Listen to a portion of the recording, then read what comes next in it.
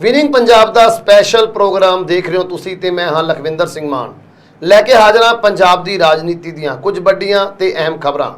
ਅੱਜ ਦੇ ਇਸ ਪ੍ਰੋਗਰਾਮ ਦੇ ਵਿੱਚ ਗੱਲਬਾਤ ਕਰਾਂਗੇ ਕਿਸਾਨਾਂ ਦੇ ਪੱਕੇ ਮੋਰਚੇ ਦੀ ਕਿ ਆਖਰ ਇਹ ਮੋਰਚਾ ਕਿਉਂ ਲਗਾਉਣਾ ਪਿਆ ਤੇ ਦੂਸਰਾ इस मोर्चा लगते ही किसानों के वलों सीधी धमकी दी गई है भगवंत मान नूं ते भगवंत मान इस धमकी तो डरते हुए आखिर किस दे कोल चले गए ने इस बारे विस्तार दे नाल चर्चा करांगे।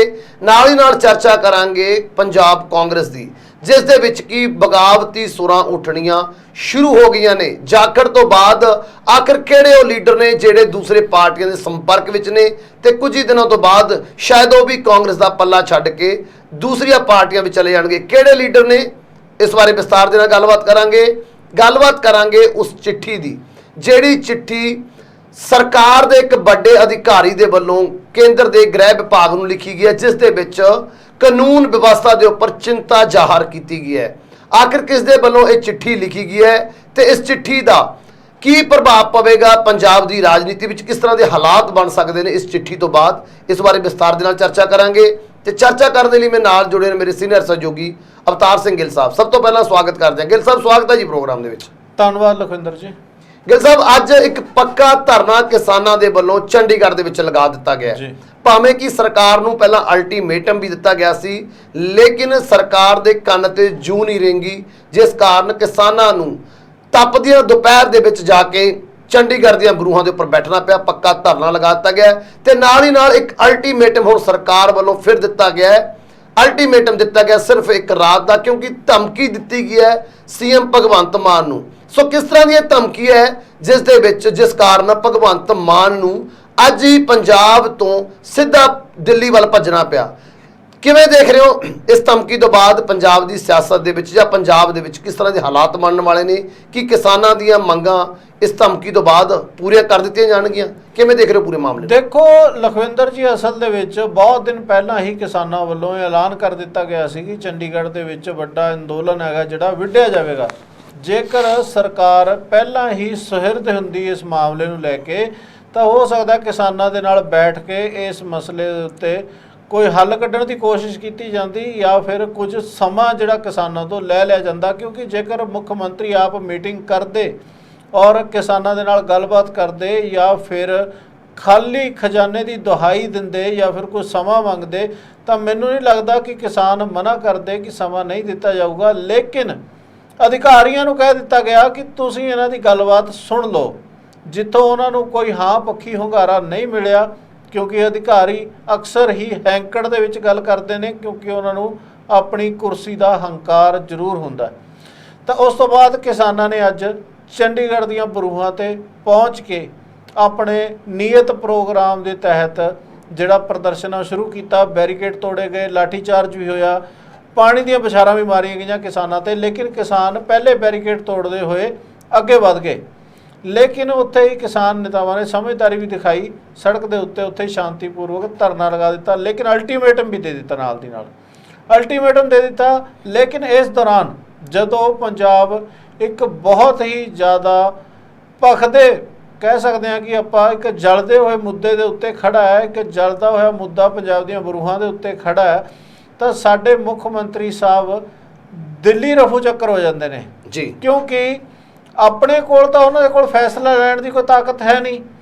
क्योंकि लगातार हुण तो पंजाब के लोग ये गल समझ ही चुके हैं कि एक डमी मुख मंत्री है जिहड़ा पंजाब नूं मिलिया। क्योंकि सुपर सीएम तो अरविंद केजरीवाल ही ने।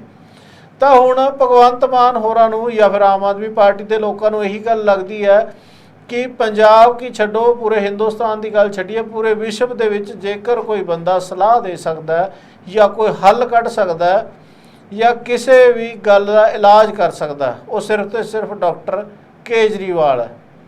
उस दे कोलों ही सलाह ली जा सकती है। क्योंकि होर पंजाब दे विच इन्हां नूं कोई बुद्धिजीवी नज़र नहीं आता। बुद्धिजीवी जेकर नज़र भी आता होवे तां इन्हां दी इन्नी ताकत है नहीं कि केजरीवाल दे नाल बगावत करके ये उत्थों सलाह लै लेना। सो गिल साहब जिवें हुण चलो मीटिंग भी अज सीएम साहब की होनी है अरविंद केजरीवाल दे नाल सल्यूशन देने की भी कोशिश करनगे। लेकिन जिस तरह के मंगां ने गईयां 10 वड्डियां मंगां रखियां गईयां सी उहदे उपर लगदा नहीं भी इन्नी जल्दी कोई फैसला करती हुई नज़र आ रही है आम आदमी पार्टी सरकार। क्योंकि उहदे लई वड्डी अमाउंट की लोड़ है तो खजाना खाली है।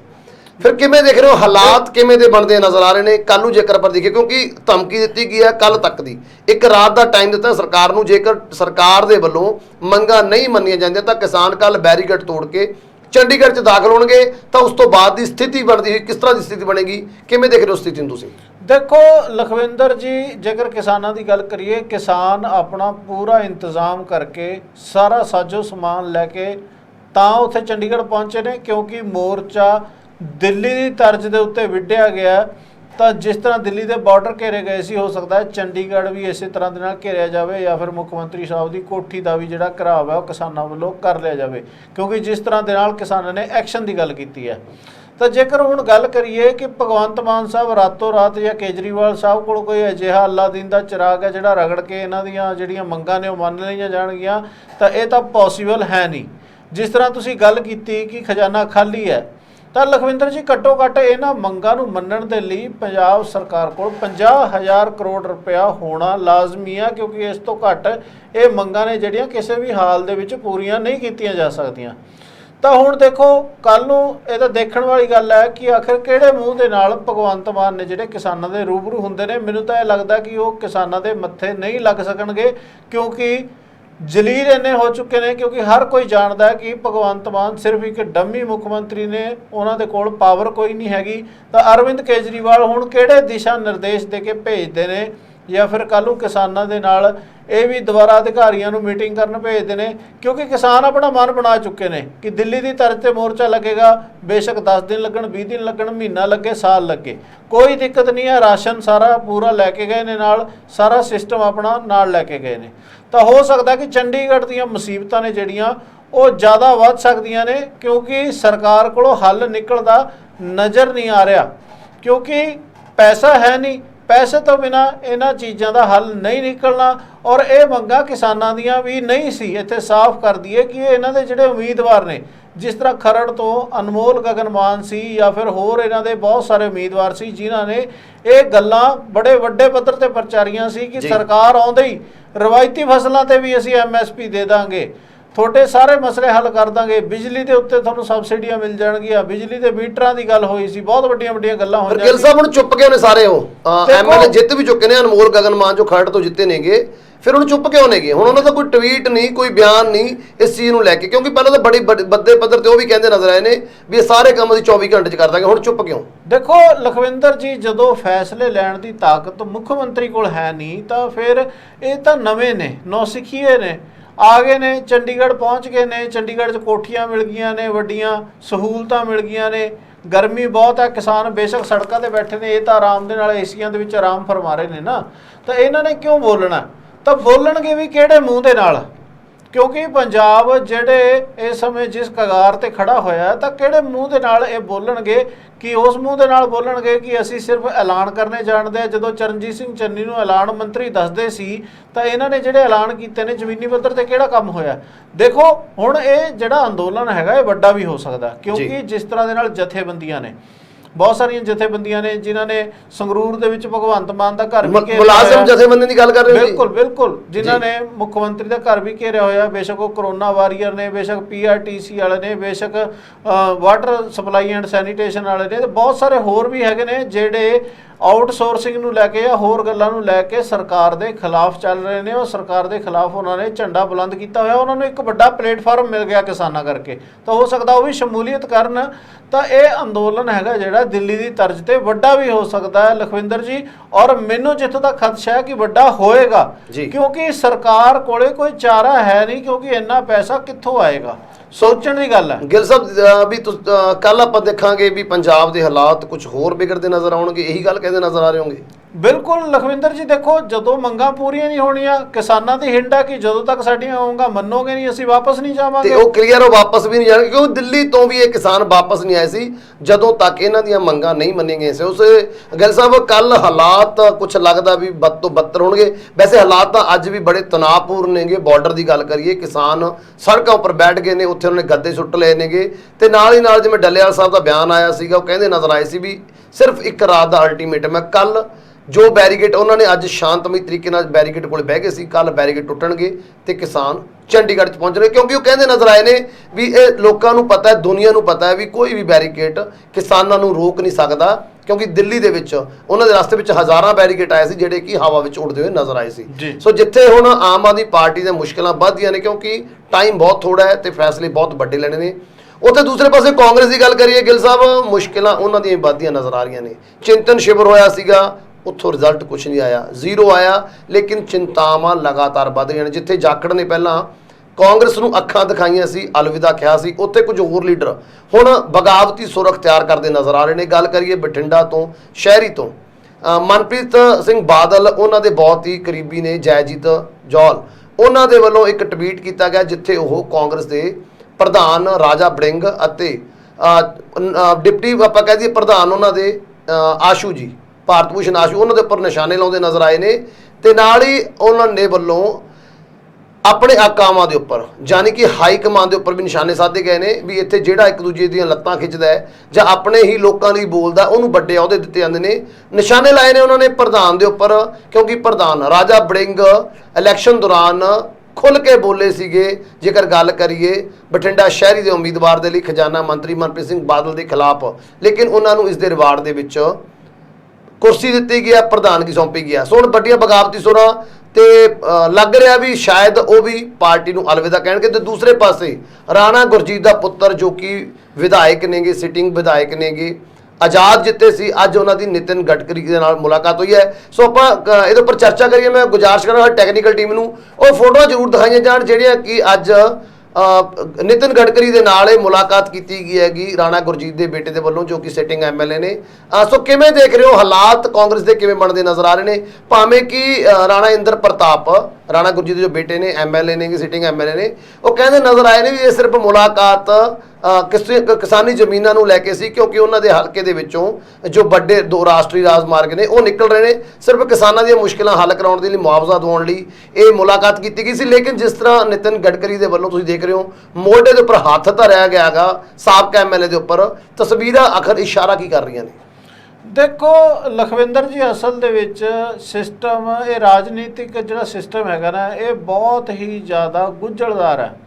ਕਿਉਂਕਿ ਜਿਸ ਤਰ੍ਹਾਂ ਦੇ ਨਾਲ ਚੋਣ ਲੜਵਾਈ ਗਈ ਸੀ ਰਾਣਾ ਗੁਰਜੀਤ ਵੱਲੋਂ ਆਪਣੇ ਪੁੱਤਰ ਨੂੰ, ਤਾਂ ਉਹਨਾਂ ਨੂੰ ਲੱਗਦਾ ਸੀ ਕਿ ਕਾਂਗਰਸ ਸਰਕਾਰ ਆ ਜਾਏਗੀ ਤੇ ਮੈਂ ਆਪਣੇ ਪੁੱਤਰ ਨੂੰ ਕੋਈ ਵੱਡਾ ਕੈਬਨਿਟ ਅਹੁਦਾ ਦਿਵਾਵਾਂਗਾ ਜਾਂ ਫਿਰ ਕਾਂਗਰਸ ਦੇ ਵਿੱਚ ਸ਼ਾਮਲ ਕਰਾਵਾਂਗਾ। ਲੇਕਿਨ ਜਿਹੜਾ ਸਾਰਾ ਸਿਸਟਮ ਹੈ ਇਹ ਉਲਟ ਹੋ ਗਿਆ। ਆਮ ਆਦਮੀ ਪਾਰਟੀ ਦੀ ਸਰਕਾਰ ਆ ਗਈ ਤੇ ਉਹ ਜਿਹੜੀਆਂ ਆਸਾਂ ਸੀ ਧਰੀਆਂ ਧਰਾਈਆਂ ਰਹਿ ਗਈਆਂ। ਤਾਂ ਹੁਣ ਜੇਕਰ ਗੱਲ ਕਰ ਲਈਏ, ਜਿਸ ਤਰ੍ਹਾਂ ਤੁਸੀਂ ਮਨਪ੍ਰੀਤ ਬਾਦਲ ਦੀ ਗੱਲ ਕੀਤੀ, ਤਾਂ ਦੇਖੋ ਮਨਪ੍ਰੀਤ ਬਾਦਲ ਤੇ ਰਾਜਾ ਵੜਿੰਗ ਇੱਕ ਦੂਜੇ ਦੇ ਵਿਰੋਧੀ ਹੀ ਰਹੇ ਨੇ। ਬੇਸ਼ੱਕ ਪਾਰਟੀ ਇੱਕ ਹੈ ਲੇਕਿਨ ਇੱਕ ਦੂਜੇ ਦੀਆਂ ਲੱਤਾਂ ਖਿੱਚਦੇ ਨਜ਼ਰ ਆਏ ਨੇ। ਜਿਸ ਤਰ੍ਹਾਂ ਦੇ ਨਾਲ ਤੁਸੀਂ ਜੈਜੀਤ ਜੌਹਲ ਦੀ ਗੱਲ ਕੀਤੀ, ਜੋ ਦੀ, ਤਾਂ ਉਹਨੇ ਟਵੀਟ ਕੀਤਾ ਤਾਂ ਉਹਨੇ ਵੀ ਇੱਕ ਇਸ਼ਾਰਾ ਦਿੱਤਾ ਹੈਗਾ ਕਿ ਆਉਣ ਵਾਲੇ ਦਿਨਾਂ ਦੇ ਵਿੱਚ ਹੋ ਸਕਦਾ ਹੈ ਕਿ ਮਨਪ੍ਰੀਤ ਬਾਦਲ ਨੇ ਜਿਹੜੇ ਉਹ ਵੀ ਪਾਰਟੀ ਤੋਂ ਕਿਨਾਰਾ ਕਰ ਲੈਣ, ਕਿਉਂਕਿ ਜਿਸ ਤਰ੍ਹਾਂ ਦੇ ਨਾਲ ਬਗਾਵਤੀ ਸੁਰ ਚੱਲ ਰਹੇ, ਜਿਸ ਤਰ੍ਹਾਂ ਦੇ ਨਾਲ ਸੁਨੀਲ ਜਾਖੜ ਨੇ ਦੱਸਿਆ ਸੀ ਕਿ ਚਿੰਤਨ ਸ਼ਿਵਰ ਦੇ ਵਿੱਚ ਲੀਡਰ ਘੱਟ ਤੇ ਚੀਅਰ ਲੀਡਰ ਜ਼ਿਆਦਾ ਪਹੁੰਚੇ ਨੇ, ਕਿ ਉੱਥੇ ਸਿਰਫ ਹਾਸਾ ਠੱਠਾ ਹੋ ਰਿਹਾ, ਮਖੌਲ ਹੋ ਰਹੇ ਨੇ, ਲੇਕਿਨ ਅਸਲੀਅਤ ਦੇ ਵਿੱਚ ਚਿੰਤਨ ਨਾਂ ਦੀ ਕੋਈ ਚੀਜ਼ ਨਹੀਂ ਹੈ। ਤਾਂ ਜਿਸ ਤਰ੍ਹਾਂ ਤੁਸੀਂ ਆਪ ਹੀ ਦੱਸਿਆ ਕਿ ਉੱਥੋਂ ਨਤੀਜਾ 0 ਨਿਕਲਿਆ, ਕੁਝ ਵੀ ਨਿਕਲ ਕੇ ਨਹੀਂ ਆਇਆ ਸਾਹਮਣੇ ਕਿ ਕਿਹੜਾ ਚਿੰਤਨ ਕੀਤਾ ਗਿਆ ਜਾਂ ਫਿਰ ਕਿਹੜੇ ਉੱਥੇ ਫੈਸਲੇ ਲਏ ਗਏ ਨੇ, ਕੁਝ ਵੀ ਨਹੀਂ ਹੋਇਆ। ਤਾਂ ਦੇਖੋ ਹੋ ਸਕਦਾ ਕਿ ਆਉਣ ਵਾਲੇ ਦਿਨਾਂ ਦੇ ਵਿੱਚ ਇਹ ਜਿਹੜੇ ਲੀਡਰ ਹੈਗੇ ਨੇ ਜਾਂ ਤਾਂ ਭਾਜਪਾ ਦੀ ਬੇੜੀ ਦੇ ਵਿੱਚ ਸਵਾਰ ਹੋ ਜਾਣ, ਕਿਉਂਕਿ ਮਨਪ੍ਰੀਤ ਬਾਦਲ ਨੇ ਜਿਹੜੇ ਉਹ ਅਕਸਰ ਹੀ ਪਬਲਿਕ ਡੋਮੇਨ ਦੇ ਵਿੱਚ ਇਹ ਗੱਲ ਆਉਂਦੀ ਹੈ, ਕਿਹਾ ਜਾਂਦਾ ਹੈ ਕਿ ਉਹਨਾਂ ਨੂੰ ਕਾਂਗਰਸ ਦੇ ਵਿੱਚ ਪ੍ਰਕਾਸ਼ ਸਿੰਘ ਬਾਦਲ ਹੋਰਾਂ ਨੇ ਹੀ ਪਲਾਂਟ ਕੀਤਾ ਸੀ, ਜਿਸ ਕਰਕੇ ਹਮੇਸ਼ਾ ਹੀ ਉਹ ਕਾਂਗਰਸ ਦੀ ਮੁਖਾਲਫਤ ਹੀ ਕਰਦੇ ਨਜ਼ਰ ਆਏ ਨੇ। ਬੇਸ਼ੱਕ ਖਜ਼ਾਨਾ ਮੰਤਰੀ ਦਾ ਉਹਨਾਂ ਨੂੰ ਅਹੁਦਾ ਵੀ ਦਿੱਤਾ ਗਿਆ, ਲੇਕਿਨ ਖਜ਼ਾਨਾ ਖਾਲੀ ਹੀ ਰਿਹਾ, ਭਰਨ ਦੀ ਗੱਲ ਤਾਂ ਬੜੀ ਦੂਰ। ਕਦੇ ਉਹਨਾਂ ਨੇ ਇਹ ਵੀ ਕੋਸ਼ਿਸ਼ ਨਹੀਂ ਕੀਤੀ ਕਿ ਰੈਵਨਿਊ ਕਿੱਥੋਂ ਇਕੱਠਾ ਕੀਤਾ ਜਾਵੇ ਜਾਂ ਕਿਵੇਂ ਇਕੱਠਾ ਕੀਤਾ ਜਾਵੇ, ਲੇਕਿਨ ਮਾਫੀਆ ਨੂੰ ਨਾਲ ਲੈ ਕੇ ਆਪਣੀਆਂ ਜੇਬਾਂ ਕਾਂਗਰਸੀ ਜ਼ਰੂਰ ਭਰਦੇ ਰਹੇ। ਤਾਂ ਹੋ ਸਕਦਾ ਆਉਣ ਵਾਲੇ ਦਿਨਾਂ ਦੇ ਵਿੱਚ ਕੁਝ ਵੱਡੇ ਕਾਂਗਰਸੀ ਨੇ ਜਿਹੜੇ, ਬੇਸ਼ੱਕ ਉਹ ਰਾਣਾ ਗੁਰਜੀਤ ਹੋਣ, ਬੇਸ਼ੱਕ ਉਹਨਾਂ ਦਾ ਪੁੱਤਰ ਹੋਵੇ, ਬੇਸ਼ੱਕ ਮਨਪ੍ਰੀਤ ਬਾਦਲ ਹੋਣ, ਹੋ ਸਕਦਾ ਕਿ ਇਹ ਆਪਾਂ ਨੂੰ ਭਾਜਪਾ ਦੀ ਬੇੜੀ ਦੇ ਵਿੱਚ ਸਵਾਰ ਹੁੰਦੇ ਨਜ਼ਰ ਆਉਣ। ਬਿਲਕੁਲ ਜੀ, ਬਿਲਕੁਲ। ਕਿਉਂ ਜਿਸ ਤਰ੍ਹਾਂ ਦੇ ਇਸ਼ਾਰੇ ਦਿਖਦੇ ਨਜ਼ਰ ਆ ਰਹੇ ਨੇ, ਆਪਾਂ ਜੋ ਦੀ ਗੱਲ ਕਰੀਏ, ਜੋ ਬੜੇ ਕਰੀਬੀ ਨੇ, ਰਿਸ਼ਤੇਦਾਰ ਨੇਗੇ ਮਨਪ੍ਰੀਤ ਬਾਦਲ ਦੇ, ਕਿਉਂਕਿ ਇਹ ਵੀ ਪਬਲਿਕ ਡੋਮੇਨ ਦੇ ਵਿੱਚ ਗੱਲ ਹੈ, ਕਦੇ ਵੀ ਜੋ ਦੇ ਵੱਲੋਂ ਇਸ ਤਰ੍ਹਾਂ ਦਾ ਕੋਈ ਬਿਆਨ ਨਹੀਂ ਦਿੱਤਾ ਗਿਆ ਜਿਹੜਾ ਮਨਪ੍ਰੀਤ ਬਾਦਲ ਦੀ ਨੌਲੇਜ ਦੇ ਵਿੱਚ ਨਾ ਹੋਵੇ। ਸੋ ਜਿਹੜਾ ਇਹਨਾਂ ਨੇ ਅੱਜ ਵੱਡਾ ਨਿਸ਼ਾਨਾ ਸਾਧਿਆਗਾ, ਹਾਈ ਕਮਾਨ ਦੇ ਉੱਪਰ ਵੀ ਨਿਸ਼ਾਨੇ ਸਾਧੇ ਨੇ, ਉਂਗਲਾਂ ਚੱਕੀਆਂ ਨੇ ਵੀ ਉਹਨਾਂ ਦੇ ਵੱਲੋਂ ਰਿਵਾਰਡ ਦਿੱਤਾ ਜਾਂਦਾ ਉਹਨਾਂ ਲੋਕਾਂ ਨੂੰ ਜਿਹੜੇ ਆਪਣੇ ਹੀ ਲੋਕਾਂ ਨੂੰ ਹਰਾਉਂਦੇ ਨੇ ਜਾਂ ਆਪਣੇ ਲੋਕਾਂ ਦੇ ਉੱਪਰ ਨਿਸ਼ਾਨੇ ਸਾਧਦੇ ਨੇ, ਆਪਣੀ ਹੀ ਪਾਰਟੀ ਦੇ ਜੜਾਂ ਵੱਢਦੇ ਨੇ। ਸੋ ਜ਼ਰੂਰ ਮਨਪ੍ਰੀਤ ਬਾਦਲ ਦੀ ਨੌਲੇਜ ਦੇ ਵਿੱਚ ਵੀ ਇਹ ਗੱਲ ਹੋਏਗੀ। ਤੇ ਦੂਸਰਾ, ਮਨਪ੍ਰੀਤ ਬਾਦਲ ਹਾਰਨ ਤੋਂ ਬਾਅਦ ਬਿਲਕੁਲ ਰਾਜਨੀਤੀ ਤੋਂ ਗਾਇਬ ਹੋ ਚੁੱਕੇ ਨੇ। ਇਹਦੇ ਪਿੱਛੇ ਕਿ ਸ਼ਾਇਦ ਕੋਈ ਤੂਫਾਨ ਤੋਂ ਪਹਿਲਾਂ ਇਹ ਸ਼ਾਂਤੀ ਤਾਂ ਨਹੀਂ, ਇਹ ਵੀ ਆਉਣ ਵਾਲੇ ਕੁਝ ਦਿਨਾਂ 'ਚ ਕਲੀਅਰ ਹੋ ਜਾਏਗਾ। ਸੋ ਹੁਣ ਆਪਾਂ ਸਰ ਗੱਲ ਕਰੀਏ ਇੱਕ ਉਸ ਚਿੱਠੀ ਦੀ, ਜਿਵੇਂ ਮੈਂ ਭੂਮਿਕਾ ਦੇ ਵਿੱਚ ਕਿਹਾ ਸੀ ਕਿ ਚਿੱਠੀ ਦੇ ਨਾਲ ਇੱਕ ਬੜਾ ਤੂਫਾਨ ਆ ਸਕਦਾ ਗਾ, ਕਿਉਂਕਿ ਡੀਜੀਪੀ ਪੰਜਾਬ ਉਹਨਾਂ ਦੇ ਵੱਲੋਂ ਇੱਕ ਚਿੱਠੀ ਲਿਖੀ ਗਈ ਹੈ ਕੇਂਦਰੀ ਗ੍ਰਹਿ ਵਿਭਾਗ ਨੂੰ, ਜਿੱਥੇ ਕਿ ਉਹਨਾਂ ਨੇ ਕਿਉਂਕਿ ਮੁਖੀ ਨੇ ਉਹ ਪੰਜਾਬ ਪੁਲਿਸ ਦੇ, ਕਾਨੂੰਨ ਵਿਵਸਥਾ ਉਹਨਾਂ ਦੇ ਹੱਥ ਵਿੱਚ ਹੈ, ਉਹਨਾਂ ਵੱਲੋਂ ਹੀ ਹੱਥ ਖੜੇ ਕਰਦੇ ਹੋਏ ਦਿਖਾਈ ਦੇ ਰਹੇ ਨੇ ਉਹ, ਤੇ ਕਹਿੰਦੇ ਹੋਏ ਨਜ਼ਰ ਆ ਰਹੇ ਨੇ ਵੀ ਕਾਨੂੰਨ ਵਿਵਸਥਾ ਡਾਵਾਡੋਲ ਹੈ, ਸਰਕਾਰ ਦਾ ਕੰਟਰੋਲ ਨਹੀਂ ਹੈਗਾ। ਸੋ ਉਹਨਾਂ ਨੇ ਇਹ ਗੱਲ ਕਹੀ ਹੈ ਵੀ ਕੇਂਦਰ ਸਰਕਾਰ ਨੂੰ, ਗ੍ਰਹਿ ਵਿਭਾਗ ਨੂੰ ਚਿੱਠੀ ਲਿਖ ਕੇ ਵੀ ਪੰਜਾਬ ਦੇ ਕਾਨੂੰਨ ਵਿਵਸਥਾ ਨੂੰ ਬਿਲਕੁਲ ਠੀਕ ਕਰਨ ਦੇ ਲਈ, ਕਰੈਕਟ ਕਰਨ ਦੇ ਲਈ ਕੇਂਦਰ ਸਰਕਾਰ ਨੂੰ ਦਖਲ ਦੇਣਾ ਚਾਹੀਦਾ, ਪੰਜਾਬ ਦੀ ਮਦਦ ਕਰਨੀ ਚਾਹੀਦੀ ਹੈ। ਕੀ ਦੇਖ ਰਹੇ ਹੋ, ਕੀ ਇਸ਼ਾਰਾ ਕਰ ਰਹੀ ਹੈ ਇਹ ਚਿੱਠੀ ਜਿਹੜੀ ਕਿ ਡੀਜੀਪੀ ਦੇ ਵੱਲੋਂ ਕੇਂਦਰੀ ਗ੍ਰਹਿ ਵਿਭਾਗ ਨੂੰ ਲਿਖੀ ਗਈ ਹੈ? ਦੇਖੋ ਲਖਵਿੰਦਰ ਜੀ, ਸਭ ਤੋਂ ਵੱਡੀ ਗੱਲ ਤਾਂ ਇੱਥੇ ਹੈ, ਮੈਨੂੰ ਇੱਕ ਗੱਲ ਇਹ ਨਹੀਂ ਸਮਝ ਆ ਰਹੀ ਕਿ 60 ਦਿਨਾਂ ਦੇ ਵਿੱਚ ਆਖਰ ਪੰਜਾਬ ਦੀ ਪੁਲਿਸ ਇੰਨੀ ਨਕਾਰਾ ਕਿਵੇਂ ਹੋ ਗਈ। ਸਿਰਫ 60 ਦਿਨ, ਜਦੋਂ ਦੀ ਆਮ ਆਦਮੀ ਪਾਰਟੀ ਦੀ ਸਰਕਾਰ ਆਈ ਆ, ਉਸ ਤੋਂ ਬਾਅਦ ਦੀ ਜਿਹੜੀ ਪੁਲਿਸ ਦੀ ਕਾਰਗੁਜ਼ਾਰੀ ਹੈ ਉਹਦਾ ਮਿਆਰ ਦਿਨੋਂ ਦਿਨ ਡਿੱਗਦਾ ਹੀ ਗਿਆ ਇੱਕ ਤਰ੍ਹਾਂ ਦੇ ਨਾਲ। ਹੁਣ ਜਿਹੜੇ ਸੈਨਾਪਤੀ ਕਹਿ ਲਈਏ ਆਪਾਂ, ਸੈਨਾ ਦੇ, ਜਿਸ ਤਰ੍ਹਾਂ ਦੇ ਨਾਲ ਡੀਜੀਪੀ ਮੁਖੀ ਨੇ ਪੰਜਾਬ ਪੁਲਿਸ ਦੇ, ਉਹਨਾਂ ਵੱਲੋਂ ਹੀ ਹੱਥ ਖੜੇ ਕਰ ਦਿੱਤੇ ਗਏ ਨੇ। ਤਾਂ ਦੇਖੋ ਜਿਸ ਤਰ੍ਹਾਂ ਦੇ ਨਾਲ ਪਬਲਿਕ ਡੋਮੇਨ ਦੇ ਵਿੱਚ ਗੱਲ ਚੱਲਦੀ ਹੈ ਕਿ ਆਰਐਸਐਸ ਦੀ ਬੀ ਟੀਮ ਹੈ ਆਮ ਆਦਮੀ ਪਾਰਟੀ, ਤਾਂ ਕਿਤੇ ਨਾ ਕਿਤੇ ਰਾਹ ਪੱਧਰਾ ਕੀਤਾ ਜਾ ਰਿਹਾ ਕਿ ਕੇਂਦਰ ਹੈਗਾ ਜਿਹੜਾ, ਉਸ ਨੂੰ ਪੰਜਾਬ ਦੇ ਉੱਤੇ ਕਾਬਜ਼ ਕਰਾਇਆ ਜਾਵੇ, ਕਿਉਂਕਿ ਇਹ ਚਿੱਠੀ ਹੈ ਜਿਹੜੀ ਇਹਨੇ ਬਿਲਕੁਲ ਇਹ ਰਾਹ ਪੱਧਰਾ ਕਰ ਦੇਣਾ।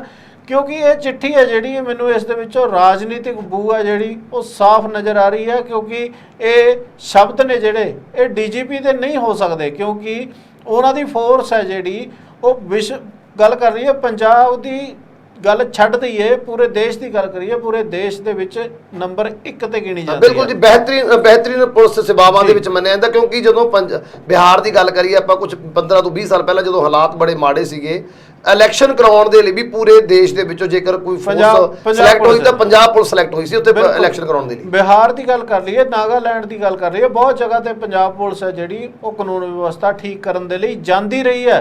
ਤਾਂ ਅੱਜ ਆਪਣੀ ਹੀ ਕਾਨੂੰਨ ਵਿਵਸਥਾ ਕਿਉਂ ਨਹੀਂ ਠੀਕ ਹੋ ਰਹੀ? ਤਾਂ ਜਿਸ ਤਰ੍ਹਾਂ ਮੈਂ ਕਿਹਾ ਕਿ ਜਿਸ ਤਰ੍ਹਾਂ ਪਬਲਿਕ ਡੋਮੇਨ ਦੇ ਵਿੱਚ ਇਹ ਗੱਲ ਹੈ ਕਿ ਬੀ ਟੀਮ, ਤਾਂ ਉਸ ਦੇ ਲਈ ਰਾਹ ਪੱਧਰਾ ਵੀ ਹੋ ਸਕਦਾ, ਕਿਉਂਕਿ ਤੁਸੀਂ ਦੇਖਿਆ ਹੋਣਾ ਭਗਵੰਤ ਮਾਨ ਸਾਹਿਬ ਜਦੋਂ ਰਾਜਪਾਲ ਨੂੰ ਇਹ ਗੱਲ ਕਹੀ ਗਈ ਸੀ ਬਨਵਾਰੀ ਲਾਲ ਪੁਰੋਹਿਤ ਜੀ ਨੂੰ ਕਿ ਤੁਸੀਂ 6 ਜ਼ਿਲ੍ਹਿਆਂ ਦੇ ਵਿੱਚ ਜਾ ਕੇ ਉੱਥੋਂ ਦੀ ਕਾਨੂੰਨ ਵਿਵਸਥਾ ਦੀ ਰਿਪੋਰਟ ਭੇਜੋ, ਤਾਂ ਉਹਨਾਂ ਨੇ ਜਦੋਂ ਜ਼ਿਲ੍ਹਿਆਂ ਦਾ ਦੌਰਾ ਕੀਤਾ ਤਾਂ ਮੁੱਖ ਮੰਤਰੀ ਪੰਜਾਬ ਭਗਵੰਤ ਮਾਨ ਉਹਨਾਂ ਦੇ ਨਾਲ ਨਜ਼ਰ ਆਏ। ਉੱਥੇ ਉਹਨਾਂ ਦੀ ਸਪੀਚ ਤੋਂ ਪਹਿਲਾਂ ਭਗਵੰਤ ਮਾਨ ਦੀ ਸਪੀਚ ਹੁੰਦੀ ਸੀ, ਜਦ ਕਿ ਰਾਜਪਾਲ ਦੀ ਸਪੀਚ ਤੋਂ ਪਹਿਲਾਂ ਕਦੇ ਵੀ ਮੁੱਖ ਮੰਤਰੀ ਦੀ ਸਪੀਚ ਦੇਖਣ ਨੂੰ ਨਹੀਂ ਮਿਲੀ। ਤਾਂ ਹੁਣ ਜੇਕਰ ਗੱਲ ਕਰ ਲਈਏ ਤਾਂ ਇਹ ਇੱਕ ਗਿਣੀ ਮਿੱਥੀ ਸਾਜ਼ਿਸ਼ ਵੀ ਹੋ ਸਕਦੀ ਹੈ, ਕਿਉਂਕਿ ਪੰਜਾਬ ਨੂੰ ਇੱਕ ਕਹਿ ਲਈਏ ਕਿ ਜਿਸ ਤਰ੍ਹਾਂ ਸਰਕਾਰ ਨੂੰ ਹੁਣ ਇਹ ਸੰਸ਼ਾ ਹੋ ਚੁੱਕਾ ਹੈ ਕਿ ਜਿਸ ਤਰ੍ਹਾਂ ਪਬਲਿਕ ਡੋਮੇਨ ਦੇ ਵਿੱਚ ਗੱਲ ਚੱਲ ਰਹੀ ਸੀ ਕਿ ਇਹ ਸਰਕਾਰ ਹੈ ਜਿਹੜੀ 2.5 ਸਾਲ ਵੀ ਪੂਰੇ ਕਰਦੀ ਨਜ਼ਰ ਨਹੀਂ ਆ ਰਹੀ, ਕਿਉਂਕਿ ਅਨੁਭਵ ਦੀ ਕਮੀ ਬਹੁਤ ਵੱਡੀ ਹੈ, ਕਿਉਂਕਿ ਇਹਨਾਂ ਨੂੰ ਸਰਕਾਰ ਚਲਾਉਣ ਦਾ ਤਜਰਬਾ ਹੈ ਨਹੀਂ, ਗੈਰ ਤਜਰਬੇਕਾਰੀ ਹੈ ਜਿਹੜੀ ਹਰ ਗੱਲ ਦੇ ਵਿੱਚੋਂ ਝਲਕਦੀ ਹੈ। ਤਾਂ ਹੁਣ ਕੇਂਦਰ ਸਰਕਾਰ ਹੈ ਜਿਹੜੀ, ਕੇਂਦਰ ਸਰਕਾਰ ਨੂੰ ਇਸੇ ਕਰਕੇ ਲਿਖਿਆ ਗਿਆ ਕਿ ਜਾਂ ਤਾਂ ਇੱਥੇ CRP ਤੈਨਾਤ ਕੀਤੀ ਜਾਵੇ ਜਾਂ ਫਿਰ ਨੀਮ ਸੁਰੱਖਿਆ ਬਲ ਨੇ ਜਿਹੜੇ ਉਹ ਤੈਨਾਤ ਕੀਤੇ ਜਾਣ। ਤਾਂ ਇੱਕ ਵਾਰ ਫਿਰ ਪੰਜਾਬ ਨੂੰ 80ਵੇਂ ਦਹਾਕੇ 'ਚ ਧੱਕਣ ਦੀ ਜਿਹੜੀ ਕੋਸ਼ਿਸ਼ ਕੀਤੀ ਜਾ ਰਹੀ ਹੈ, ਕਿਉਂਕਿ ਪੰਜਾਬ ਪੁਲਿਸ ਹੈ ਜਿਹੜੀ ਉਹ ਕਦੇ ਵੀ ਆਪਣੇ ਲੋਕਾਂ ਦੇ ਉੱਤੇ ਜ਼ੁਲਮ ਨਹੀਂ ਕਰੇਗੀ ਜਿਸ ਤਰ੍ਹਾਂ ਦਾ ਅਰਵਿੰਦ ਕੇਜਰੀਵਾਲ ਚਾਹੁੰਦੇ ਹੋਣ। ਤਾਂ ਇਹ ਜ਼ੁਲਮ ਕਦੇ ਪੰਜਾਬ ਪੁਲਿਸ ਨਹੀਂ ਕਰੇਗੀ। ਤਾਂ ਹੋ ਸਕਦਾ ਕਿ ਇਸ ਦੇ ਲਈ ਜਾਣ ਬੁੱਝ ਕੇ ਇਹ ਰਸਤਾ ਪੱਧਰਾ ਕੀਤਾ ਜਾ ਰਿਹਾ ਕਿ CRPF ਜਾਂ AISF ਜਾਂ ਫਿਰ ਨੀਮ ਸੁਰੱਖਿਆ ਬਲਾਂ ਦੀ ਤੈਨਾਤੀ ਹੋ ਸਕੇ, ਤਾਂ ਕਿ ਜਿਸ ਤਰ੍ਹਾਂ ਦੇ ਨਾਲ ਇਹ ਕਿਸਾਨ ਮੋਰਚਾ ਲੱਗਿਆ ਇਹਨਾਂ ਦੇ ਉੱਤੇ ਡਾਂਗ ਵਰਾਈ ਜਾ ਸਕੇ, ਜਾਂ ਫਿਰ ਪੰਜਾਬ ਦੇ ਲੋਕ ਨੇ ਜਿਹੜੇ ਇਹਨਾਂ ਦਾ ਮਨੋਬਲ ਤੋੜਨ ਦੇ ਲਈ ਇਹਨਾਂ ਦੇ ਉੱਤੇ ਤਸ਼ੱਦਦ ਕਰਾਇਆ ਜਾ ਸਕੇ। ਤਾਂ ਇਹ ਇੱਕ ਰਾਜਨੀਤਿਕ ਚਾਲ ਹੈਗੀ ਹੈ ਜਿਹੜੀ ਇਹ ਸਾਫ਼ ਨਜ਼ਰ ਆ ਰਹੀ ਹੈ ਕਿ ਰਾਜਨੀਤਿਕ ਚਾਲ ਦੇ ਤਹਿਤ ਹੀ ਜਿਹੜਾ ਪੰਜਾਬ ਹੈ ਉਹਨੂੰ ਕੇਂਦਰ ਦੇ ਹਵਾਲੇ ਕਰਨ ਦੀ ਕੋਸ਼ਿਸ਼ ਕੀਤੀ ਜਾ ਰਹੀ ਹੈ। ਬਿਲਕੁਲ ਜੀ ਬਿਲਕੁਲ, ਕਿ ਇੱਕ ਰਾਜਨੀਤਿਕ ਚਾਲ ਹੈ, ਇੱਕ ਰਾਸ਼ਟਰਪਤੀ ਰਾਜ ਦੇ ਵੱਲ ਧੱਕਣ ਦੀ, ਸ਼ਾਇਦ ਆਪਾਂ ਇੱਕ ਕੋਸ਼ਿਸ਼ ਵੀ ਕਹਿ ਸਕਦੇ ਹਾਂਗੇ, ਜਿਸ ਦੇ ਅਕੋਰਡਿੰਗ ਇਹ ਜੋ ਫੋਰਸਿਸ ਨੇਗੀਆਂ, ਕੇਂਦਰ ਦੀਆਂ ਫੋਰਸਿਸ ਨੇ, ਉਹਨਾਂ ਨੂੰ ਪੰਜਾਬ ਦੇ ਵਿੱਚ ਆਮੰਤਰਣ ਦਿੱਤਾ ਜਾ ਰਿਹਾ, ਭਾਵ ਆਉਣ ਦਾ ਸੱਦਾ ਦਿੱਤਾ ਜਾ ਰਿਹਾ। ਸੋ ਗਿੱਲ ਸਾਹਿਬ, ਤੁਸੀਂ ਗੱਲਬਾਤ ਕਰਨ ਲਈ ਸਾਡੇ ਨਾਲ ਜੁੜੇ ਉਹਦੇ ਲਈ ਤੁਹਾਡਾ ਬਹੁਤ ਬਹੁਤ ਧੰਨਵਾਦ। ਧੰਨਵਾਦ ਲਖਵਿੰਦਰ ਜੀ। ਸੋ ਇਹ ਸਨ ਮੇਰੇ ਸੀਨੀਅਰ ਸਹਿਯੋਗੀ ਅਵਤਾਰ ਸਿੰਘ ਗਿੱਲ ਸਾਹਿਬ, ਜਿਨ੍ਹਾਂ ਵੱਲੋਂ ਇਹਨਾਂ ਅਹਿਮ ਖਬਰਾਂ ਦੇ ਉੱਪਰ ਵਿਸਥਾਰ ਦੇ ਨਾਲ ਚਰਚਾ ਕੀਤੀ ਗਈ। ਤੁਹਾਨੂੰ ਇਹ ਚਰਚਾ ਕਿਵੇਂ ਲੱਗੀ ਸਾਨੂੰ ਕਮੈਂਟ ਕਰਕੇ ਦੱਸਿਓ। ਅਗਲੇ ਪ੍ਰੋਗਰਾਮ ਦੇ ਵਿੱਚ ਫਿਰ ਤੋਂ ਹੋਏਗੀ ਮੁਲਾਕਾਤ। ਉਦੋਂ ਤੱਕ ਸਾਨੂੰ ਦਿਓ ਇਜਾਜ਼ਤ। ਧੰਨਵਾਦ।